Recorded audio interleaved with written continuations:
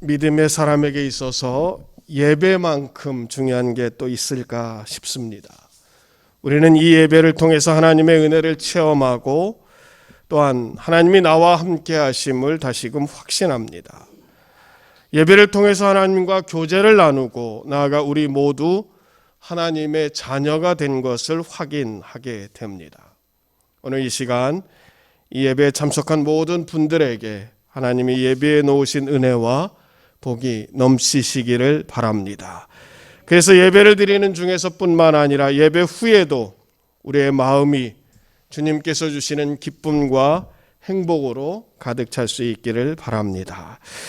옆에 분과 잠깐 인사 한번 나누실까요? 오늘 좋아 보이십니다. 한번 인사 한번 해보시죠.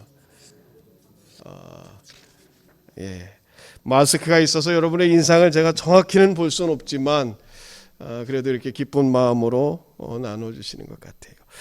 주님의 복과 은혜가 우리에게 넘치고 예배 시간이 참 우리에게 기쁘고 즐거운 시간인데 빨리 그런 모든 시간이 회복되기를 바랍니다.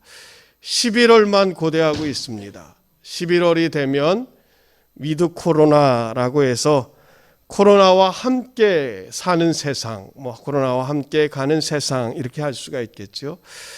스스로 개인 방역에 더 철저하게 하면서 코로나와 함께 더불어 사는 그 때를 생각합니다. 그리고 11월이 되면 좀 모든 것이 좀 달라지고 회복되고 새로워지지 않을까라는 기대를 갖고 있습니다. 아무튼 우리가 이제 점점 더 나은 내일을 소망하게 되죠. 오늘 우리가 읽은 시편은 모두 150편의 시로 구성되어 있습니다. 그 중에 오늘 시편 139편은 하나님의 성품에 대한 다윗의 찬송입니다.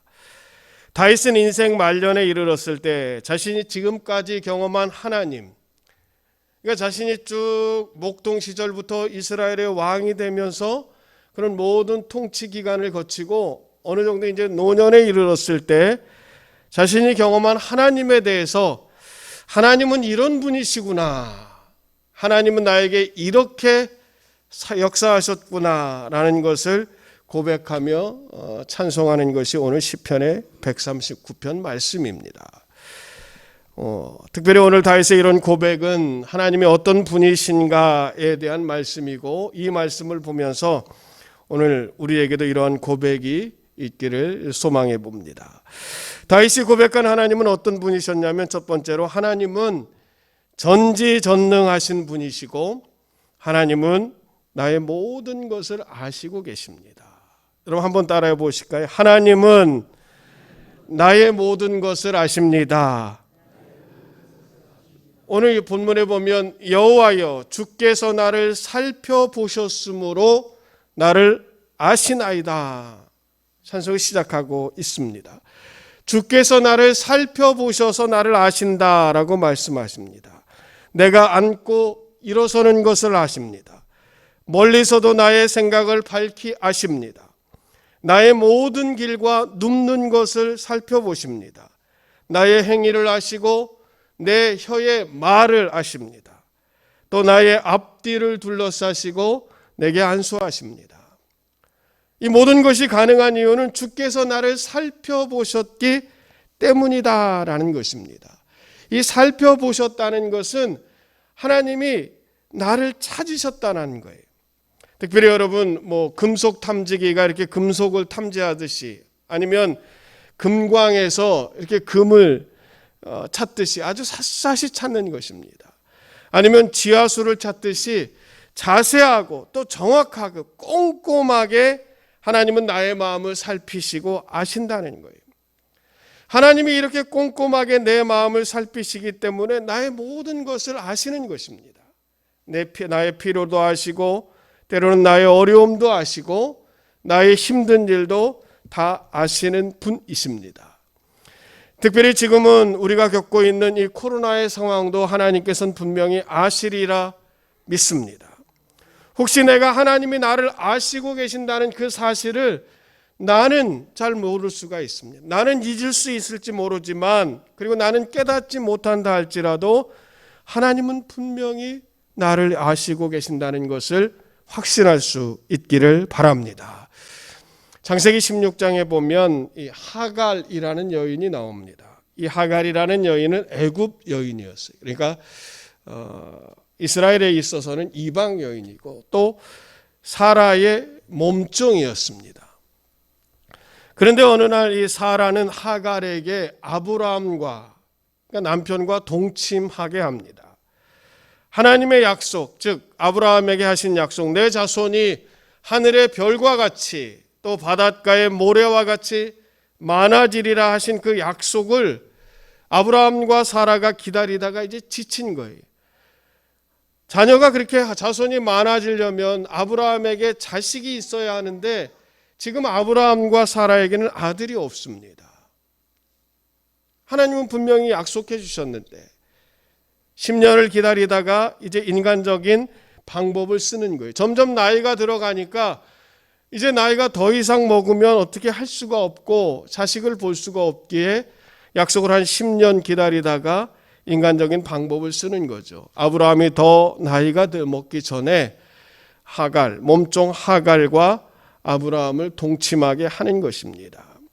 이 일을 사라가 했다라고 성경은 분명히 말하고 있습니다. 결국 아브라함은 하갈과 동침하여 아들을 낳았고 그 아들이 이스마엘이었습니다. 그런데 여러분, 동침 후에 하갈이 임신을 하게 되니까 지금까지 사라의 몸종으로서 자신이 무시당하고 아니면 자신이 억울한 일이 있었는지 자신의 주인인 사라를 멸시하게 됩니다. 이로 인해서 결국 하갈은 사라의 미움을 사게 되었고 사라는 하갈을 학대하지요. 그래서 하갈은 결국 사라 앞에서 도망하게 됩니다. 도망쳐서 그녀가 갈 수 있는 곳은 어디입니까? 광야밖에 없어요. 이 광야는 너무나 낮에는 뜨겁고 밤에는 춥습니다. 사나운 짐승과 또 독충들이 득실거리는 곳이에요. 그 뜨거운 곳에서 사람이 살 수가 없습니다. 하갈은 지금 광야로 도망쳤어요. 그곳으로 피했지만 그곳에서 자신은 살 수가 없었습니다. 그런데 그때 광야로 도망친 하갈에게 하나님의 사자가 나타났었습니다. 그리고 하나님의 사자는 아주 놀라운 약속을 그녀에게 합니다. 내 자손이 크게 번성하여 구수가 셀 수 없이 많아질 것이다. 너는 아들을 낳을 것이니 그 이름을 이스마엘이라 하라. 이는 여호와께서 너의 고통을 들으셨음이라 하는 것입니다. 아브라함에게 하신 약속, 내 자손이 하늘의 별과 같이 땅에 바다의 모래같이 많아지리라 한 약속을 하갈이 받고 있습니다. 내 자손이 번성하여 구수가 많아 셀 수가 없을 것이다. 그리고 너의 고통을 하나님께서 들으셨다라는 것입니다. 이 말을 들은 하갈이 말하기를 얘기합니다. 여호와의 이름이 하나님께서 나의 고통을 들으시고 나를 살피시는 하나님이라고 부릅니다. 지금까지 하나님이 자신을 기억하는 것을 몰랐습니다. 자신은 애굽 여인으로 사라의 몸종으로 어떻게 보면 너무나 힘든 세월을 보내고 있었습니다. 그래서 그것도 힘들어서 하갈은 사라의 괴롭힘을 피해서 광야로 도망갔어요. 그런데 그때 그곳에서 하나님을 만난 것입니다. 하나님이 나 같은 사람, 어쩌면 나같이 비천한 사람, 나같이 보잘것없는 사람을 찾아오셔서 만나주시고 아브라함에게 하신 약속을 하신 거예요. 그 하갈은 하나님을 살피시는 하나님이라고 부릅니다. 오늘 본문에 있는 말씀처럼 여호와여 주께서 나를 살펴보셨으므로 나를 아시나이다. 그 살피시는 하나님이에요. 하갈을 통해서 알 수 있는 이 살피시는 하나님은 나의 어려움을 살피시는 분이시고 나의 필요를 살피시는 분이시고 내 마음속에 있는 한도 살피시는 하나님인 것을 믿습니다. 그러니까 내가 감히 누구에게 얘기하지 못한 나만의 고민, 또 나만의 허물, 나만의 그 아픔까지도 하나님께서는 살피시는 분이십니다. 그런 하나님이 오늘 우리를 살피시는 거예요.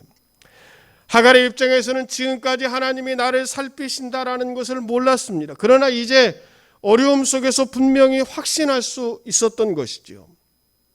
바라기는 여러분, 이렇게 살피시는 하나님이 오늘 우리를 살피시고 우리는 그 하나님을 나의 구주 또 나의 주인으로 고백하며 살아가는 것입니다. 하나님이 나의 주인이십니다. 하나님이 원하시면 나는 무엇이라도 할 수 있습니다. 주님이 나의 구세주이십니다. 주님께 모든 것을 드립니다. 그런 믿음의 고백이 있기를 바랍니다. 그런데 여러분, 실제로 우리의 삶을 보면 주님을 우리의 주인으로 모시고 산다라고 말하면서도 구체적인 실천에서는 그렇지 못한 사람들이 많이 있습니다. 오히려 하나님을 자기의 필요에 따라서 믿었다가 안 믿었다가 하는 경우가 있는 것 같습니다. 그런 사람들은 조금만 힘든 일이 생기면 믿음이 흔들립니다. 교회에 다니는 것조차 어려워합니다. 심지어는 교회 출석하는 것조차 어려워해요. 예전에 목회할 때 제가 이런 경험을 한 적이 있습니다. 주일날 어린이 예배를 드릴 때였는데 예배 중에 이제 기도 순서가 있습니다. 저희도 지금 마찬가지지만 이 대중기도가 있어요. 그래서 어린이 예배를 드리면서 제가 한 학생, 어린이를 그래 오늘은 누가 기도하자 기도를 시켰어요. 그랬더니 그 아이가 그러는 거예요. 목사님, 저 기도시키지 마세요. 앞으로 기도시키면 교회 안 다닐래요. 내가 그 말을 듣고 조금 좀 이렇게 좀 어안이 벙쪘습니다. 그리고 조심스럽게 야단을 쳤죠. 야, 교회 다니는 게 무슨 목사님 위해서 다니는 거니? 그건 누구를 위해서 다니는 것도 아니고 다 자기를 위해서 다니는 거야. 그리고 하나님은 각자가 드리는 기도를 기뻐하셔. 제가 알아들었는지 못 알아들었는지 모르지만 그렇게 얘기했던 적이 있어요. 그리고 나서 한번 생각해 봤어요. 애들이 왜 그런 말을 할까? 그랬더니 그런 생각이 들더라고요. 애들이 그런 말을 어디서 배웠을까 생각해 보니까 어른들에게서 배운 거예요. 어른들에게서. 당시 제가 섬기던 교인들의 신앙은 아주 어린아이와 같았습니다. 그래서 교회에서 조금만 마음이 상하거나 아니면 관계가 조금만 어려워지면 힘든 일이 생기면 자주 하는 말이 그거였어요. 나 그러면 교회 안 다닐래요. 목사를 협박하는 말이 꼭 그겁니다. 교회 안 다닐래요. 나 교회 못 가겠어요. 그러면 이 목사가 얼마나 마음이 충격이 오는지 몰라요. 교인 수도 얼마 안 돼서 한 사람이 안 나오면 그 자리가 얼마나 큰지 모릅니다. 많아도 마찬가지죠. 누군가가 하나 신앙생활 잘하고 교회생활 열심히 하다가 어느 날 갑자기 나 교회 안 다닐래요 그러면 지금까지 해왔던 것들이 다 숲으로 돌아가는 것 같고 좋았던 것이 열이라면 그 하나가 주는 충격이 훨씬 더 큽니다. 우리 영교회는 그런 분이 안 계시리라 믿습니다만 혹시 그런 마음이 들더라면 오늘 분명히 우리의 신앙을 새롭게 하시길 바랍니다. 자기의 필요에 따라서 교회에 다니기도 하고 그렇지 않은 것이 아니라 하나님은 그렇게 믿었다가 안 믿었다가 할 정도의 대상이 아닙니다. 하나님은 나의 모든 것을 아시고 살피시는 주인이시기 때문에 우리의 모든 것을 드려도 아깝지 않는 거예요. 그런 믿음을 가지실 수 있기를 바랍니다. 또한 하나님을 주인으로 인정한다는 것은 구체성이 있는 것입니다. 하나님이 나의 주인이다 말하는 것은 우리 신앙의 첫 걸음이에요. 나의 모든 것이 하나님 것입니다 라고 말할 수 있으면 실제로 그렇게 살아가야 합니다. 예를 들어서 나의 시간이 주님의 것입니다. 나의 재물이 주님 것입니다. 나의 달란트가 주님의 것입니다. 나의 모든 것이 주님의 것입니다. 그런 말을 하면 실제로 하나님의 뜻대로 사용할 수 있어야 합니다. 주님께서 필요하시다면 주님께 드릴 수 있는 그런 마음이 있어야 돼요. 여러분 이렇게 말씀드리면 우리가 마음 가운데 부담이 있잖아요. 하나님이 나의 전부를 달라고 하시면 어떡하지? 그런데 여러분 하나님은 그러시는 분이 아닙니다. 하나님은 모든 것을 다 내놔라 하시면서 우리에게 주셨다가 그것을 빼앗아 가시는 분이 아니에요. 하나님의 법칙은 그렇지 않습니다. 하나님의 법칙은 최소한의 것을 요구하시는 것입니다. 그 최소한의 것이 바로 11조라는 거죠. 여러분 우리가 11조를 드리는 것은 곧 내게 주신 것의 주인이 하나님이라는 믿음의 고백으로 드리는 거예요. 때로는 11조가 너무 커서 힘들다라고 생각하시는 분들도 있습니다. 그러나 그것은 올바른 생각이 아니에요. 왜냐하면 힘들다라고 생각하는 것은 자기 것에서 10분의 1을 하나님께 드린다라고 했을 때 힘든 거예요. 내 거니까 힘듭니다. 생각을 바꿔야 돼요. 내 것이 아니라 하나님의 것입니다. 10개가 하나님의 것인데 그 중에 하나는 하나님께서 주신 것에 대해서 감사하면서 드리고 나머지 9은 내가 쓰는 거예요. 그것을 가지고 뭐 맛있는 것도 사 먹을 수 있고 그것을 가지고 또 의미 있는 일도 할 수 있고 그것을 저축하고 모아서 또 집도 살 수 있고 그런 것입니다. 이게 하나님의 은혜의 법칙이에요. 그래서 온전한 11조를 하나님께 드릴 수 있다라는 것은 은혜 받은 사람, 믿음이 있는 사람 아니면 어렵습니다. 왜냐하면 온전한 사람, 믿음이 있는 사람, 은혜 받은 사람만이 하나님만이 나의 주인이시다라는 그런 믿음의 고백을 가질 수가 있기 때문에 그런 것입니다. 은혜 받은 사람은요, 어떤 어려움도 능히 감당할 수 있고 그게 전혀 어려운 것이 아니에요. 은혜로 산 사람들은 아무리 힘든 일도 기쁨으로 웃으면서 감당할 수가 있는 것입니다. 성경에 보면 은혜 받은 사람이 어떠한가를 잘 보여주는 말씀이 있습니다. 여호수아서에 보면 이 여호수아가 가나안 땅을 정복해 들어갈 때였습니다. 가나안의 모든 족속이 다 진멸되었는데 유독 한 족속이 그 과정에서 살아남았어요. 그 족속이 기브온 족속이었습니다. 그들이 살아남은 과정은 여호수아를 속이는 것이었습니다. 이들은 헤어진 전대를 준비하고 낡은 가죽 포도주 부대를 준비했습니다. 또 낡아서 기운 신발과 옷을 입고 곰팡이가 난 떡을 준비해서 여호수아를 찾아왔습니다. 그리고 이렇게 준비한 것은 자신들이 아주 멀리서 온 것처럼 꾸민 거예요. 그렇게 자신들이 멀리서 온 것처럼 속여서 자신들을 살려주겠다라는 언약을 맺습니다. 후에 여호수아는 기브온 족속이 자신들을 속였다는 것을 압니다. 이들이 가까이 있는 족속이면서 꾸며서 멀리서 온 것처럼 했다는 거예요. 그러나 이미 언약을 맺었습니다. 거짓으로 맺은 언약도 어쩔 수 없기 때문에 또 어길 수 없기 때문에 여호수아는 그 언약을 지켜서 그들을 진멸하지 않고 살려줍니다. 그래서 기브온 족속은 온 회중을 위하며 또 여호와의 제단을 위해서 나무를 패는 일, 물 깃는 일, 그 힘든 일을 그리고 험한 일을 감당하는 사람들이 되었습니다. 여러분, 이 말씀에서 우리는 은혜가 무엇인지 생각할 수가 있어요. 기브온 족속에게 주어진 것이 은혜였습니다. 그들은 생명을 구원받았습니다. 그냥 있으면 죽을 수밖에 없었는데 비록 속여서였지만 그 사람들은 자신의 생명을 유지했습니다. 그런 은혜를 입은 이들이었기에 회중을 위해서 또 여호와의 제단을 위해서 나무 패는 일, 물 깃는 일이라고 해도 얼마든지 감당하며 또 감사할 수가 있었던 거예요. 그 일이 힘들면 얼마나 또 힘들겠습니까? 어려움은 또 얼마나 어렵겠습니까? 생명을 구원받았는데 못할 것이 무엇이겠습니까?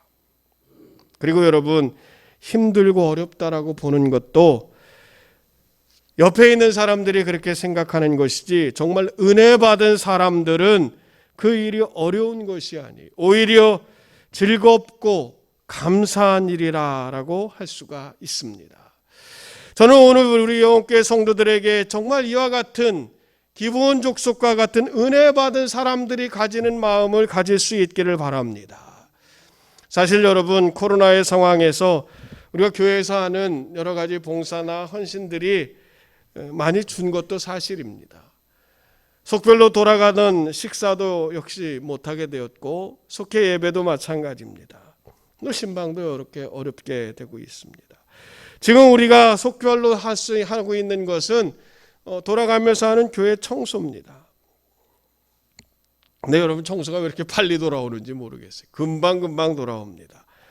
시간이 그만큼 빨리 가는 거예요. 지난주에 한 것 같은데 한 2, 3주 기다리니까 또 우리 속이 되는 것을 볼 수가 있어요. 근데 여러분, 우리의 마음을 조금 바꾸십시다. 은혜 받은 사람으로 감당할 수 있기를 바라고. 왜냐하면 우리는 이미 하나님께서 주신 은혜의 기억들이 있습니다. 어렴풋하지만 내가 예수 믿고 받았던 그 감격과 기쁨이 우리 가운데 있습니다.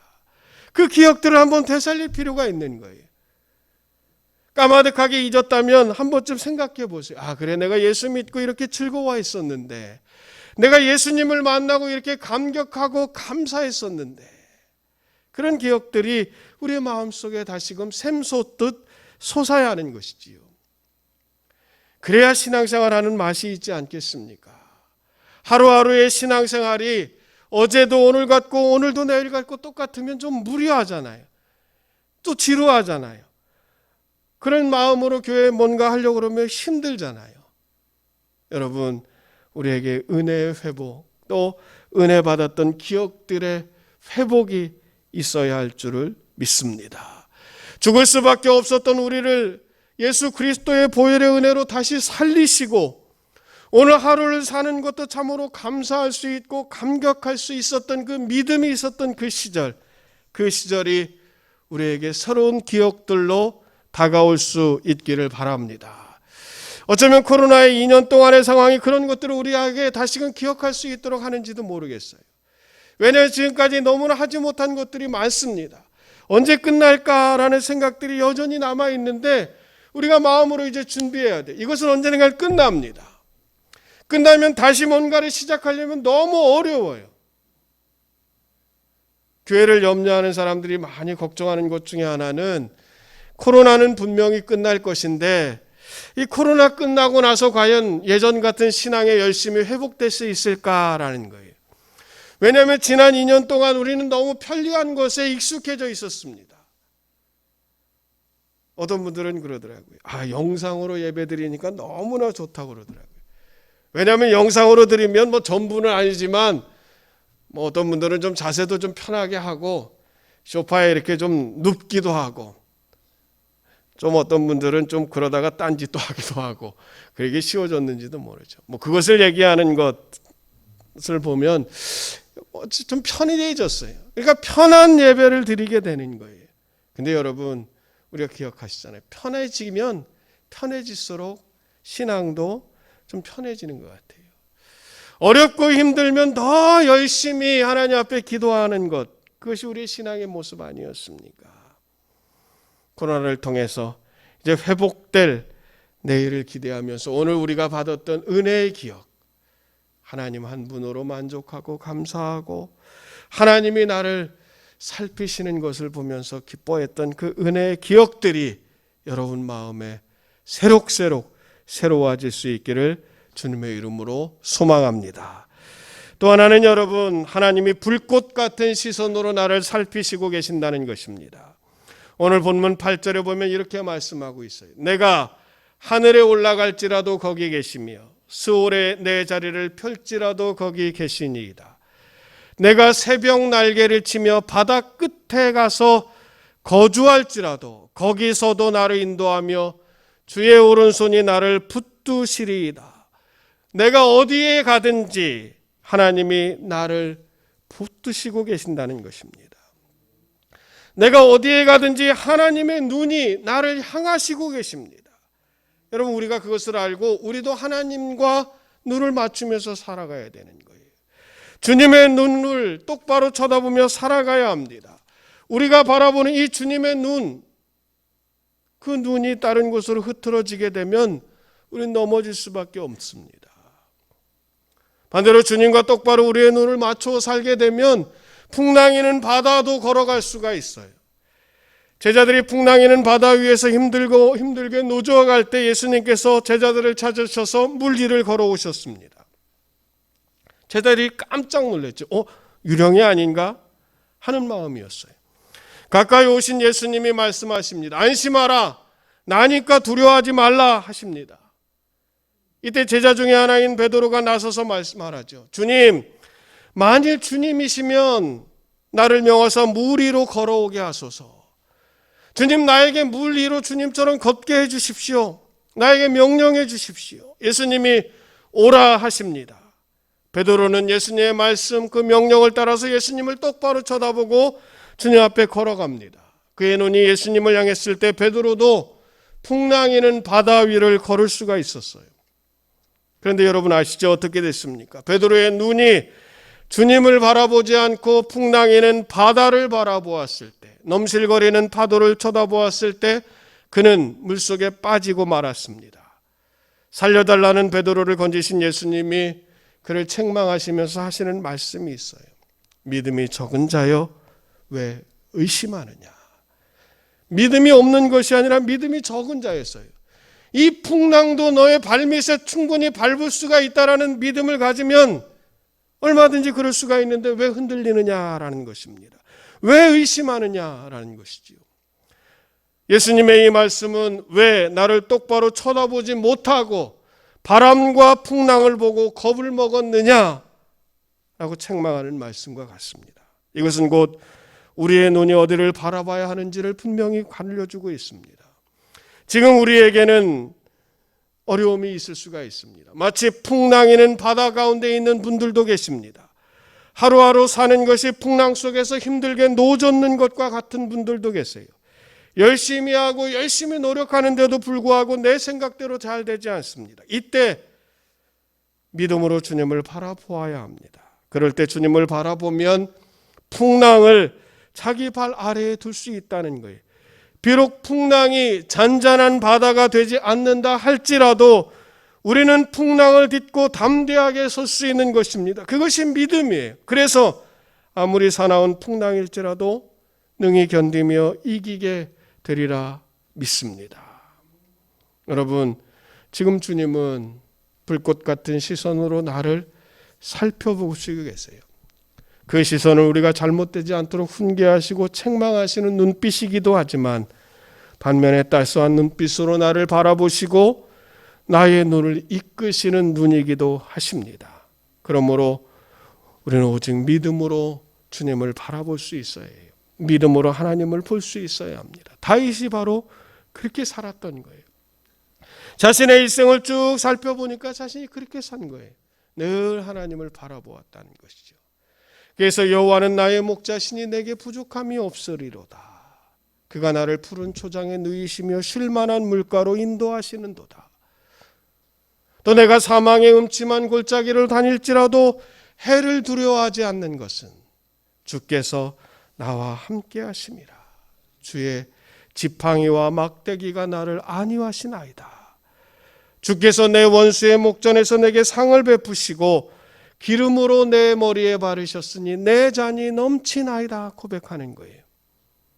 나의 평생의 선하심과 인자하심이 정녕 나를 따르리니 내가 여호와의 집에 영원히 거하리로다. 찬송할 수밖에 없었던 것입니다. 여러분, 우리가 이런 마음으로 세상을 산다면 세상은 우리에게 항상 좋은 것을 주시기 위한 하나님의 준비된 예비처입니다. 다시 말씀드리면 하나님이 우리에게 더 좋은 것을 허락하시기 위한 준비하는 과정이 세상이라고 할 수가 있어요.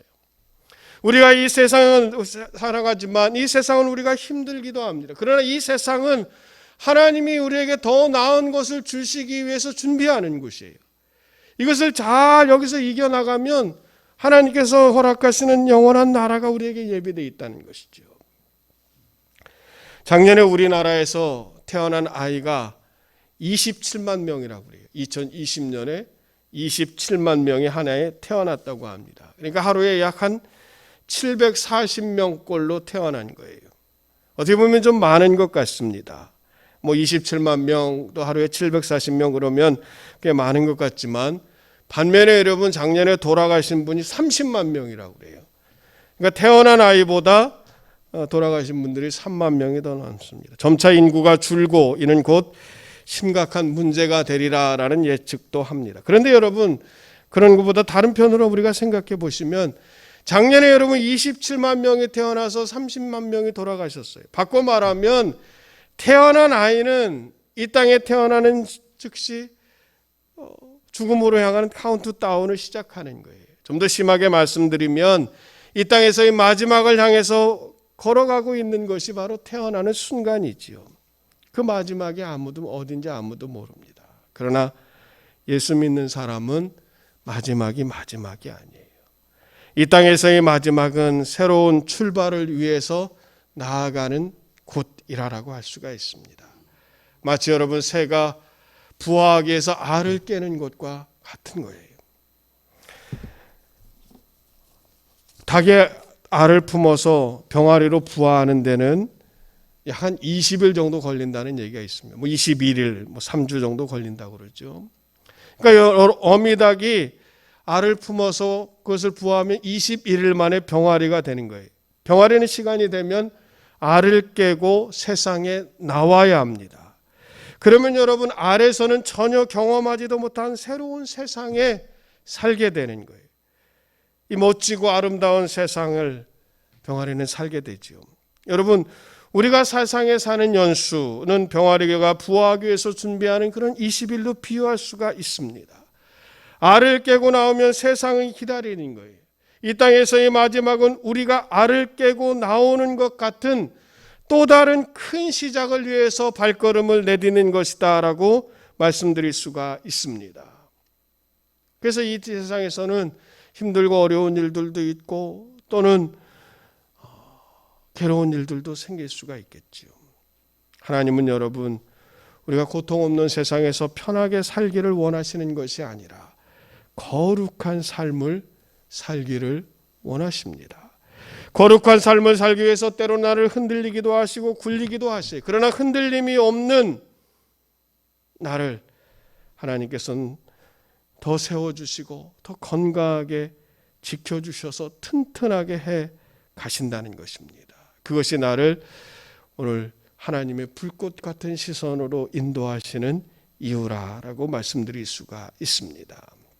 오늘 여러분, 다윗의 신앙 자세를 다시 한번 확인할 수 있기를 바랍니다. 그리고 나아가 다윗의 고백이 나의 고백이 될 수 있기를 원합니다. 하나님이 나를 살피셔서 나의 주인이 되십니다. 내가 어디로 가든지 하나님께서 나와 동행하십니다. 그 은혜, 그 사랑, 그 감격 다시금 기억하시고 오늘 우리를 통해서 신앙의 회복, 믿음의 회복이 이어질 수 있기를 바랍니다. 이 믿음으로 승리할 수 있고 이 믿음으로 어떠한 어려움도 견디며 이겨나갈 수 있는 저와 여러분들이 되시기를 바랍니다. 기도하겠습니다.